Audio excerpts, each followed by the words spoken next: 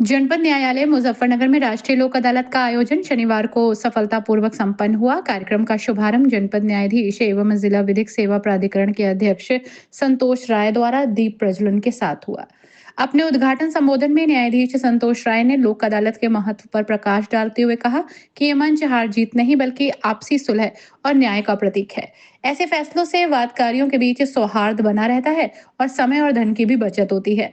उन्होंने बैंक अधिकारियों से अपील की है कि ऋण मामलों में वादकारियों को अधिकतम राहत देकर प्रकरणों का समाधान करें।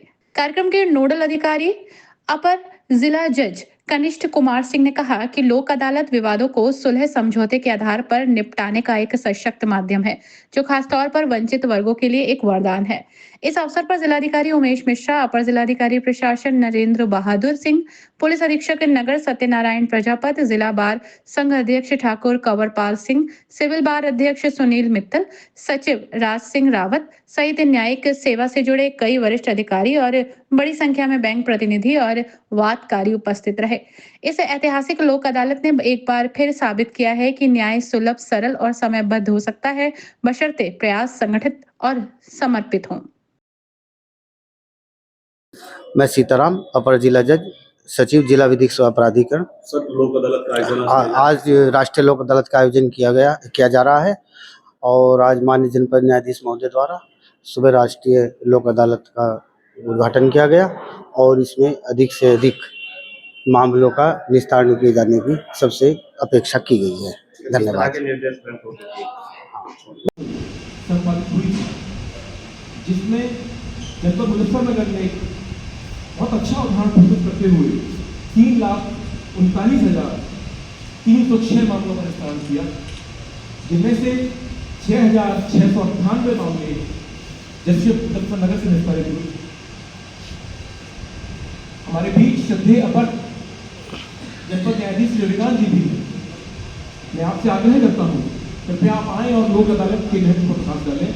श्रद्धेय रविकांत जी कंसेशन दे सकते हैं, देके उस मामले को रिजॉल्व करें। कभी कभी इस चीज़ का दुरुपयोग भी होता है, मैंने देखा है लोक अदालत में। दुरुपयोग किसी भी कानून का हर जगह होता है, उसके नकारात्मक पहलू में जाने की आवश्यकता नहीं, क्योंकि लोक अदालत है तो इसको सकारात्मक रूप से देखने की आवश्यकता है। अधिकांशतः मामले लोक अदालत में रिजॉल्व करें, ये मेरा प्रयास होना चाहिए। सभी लोगों से फिर से आग्रह है कि जितनी उनकी सीमा है, कानून को ध्यान में रखते हुए, अपने क्षेत्राधिकार को ध्यान में रखते हुए अधिक से अधिक मामले का लोक अदालत में निपटारा करने का प्रयास करें। सभी लोगों को फिर से धन्यवाद। Thank you. जो भी कोर्ट हमें न्याय लेना पड़ता है, यदि कुछ कोर्ट से रिलीफ लेना होता है तो उसके लिए कोर्ट फीस देनी होती है, पर लोक अदालत में वो कोर्ट फीस नहीं देनी होती। सबसे बड़ा फायदा तो ये है। दूसरा, लोक अदालत में कोई जीतता नहीं, कोई हारता, इसलिए लोक अदालत का महत्व है।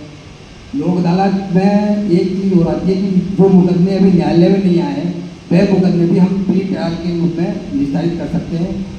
जिसको ऐसा कोई किसी का मुकदमा है जो न्यायालय में नहीं आया है और वो जो है न्यायालय से को हमारे सचिव साहब से संपर्क कर सकते हैं, सचिव साहब उसमें सहयोग करेंगे।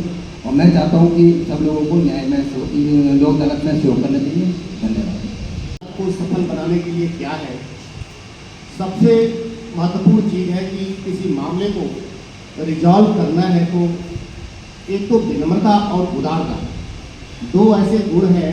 तो किसी वादकारी में चाहे किसी भी तर्क से संबंधित हो, सिविल हो, क्रिमिनल हो, बैंक हो, तो उदारता आवश्यक है। यदि कठोर व्यवहार या विचार है तो हम समझते हैं कि सुलह समझौता नहीं हो सकता। कहीं न कहीं किसी को त्याग करना होता है। हमारे जो न्यायिक अधिकारीगण हैं, उनसे हमारी अपेक्षा है कि उनके परिधि के अंतर्गत जो मामले सुलह समझौते के हैं, कानून को ध्यान में रखते हुए, जितना उदार दृष्टिकोण अपनाते हुए सुलह समझौते के आधार पर मामले को निस्तारित कर सकते हैं, उसको प्रयास करेंगे। इसके अलावा अधिकांशतः मामले हमारे रेवेन्यू और बैंक से संबंधित हैं।